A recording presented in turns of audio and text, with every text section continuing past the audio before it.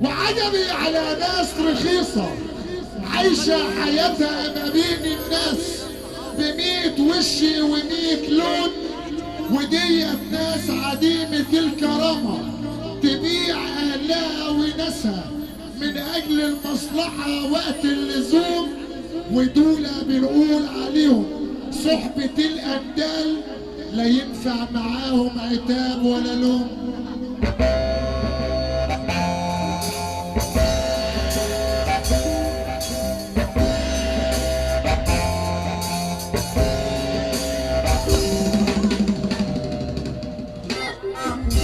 اوعاك يقليني في يوم تصاحب رخيص ونبي وتخليه كمان جارك، لانك هتندم لما يعض ايديك وتبقى انت اللي تستاهل كل اللي يجرالك.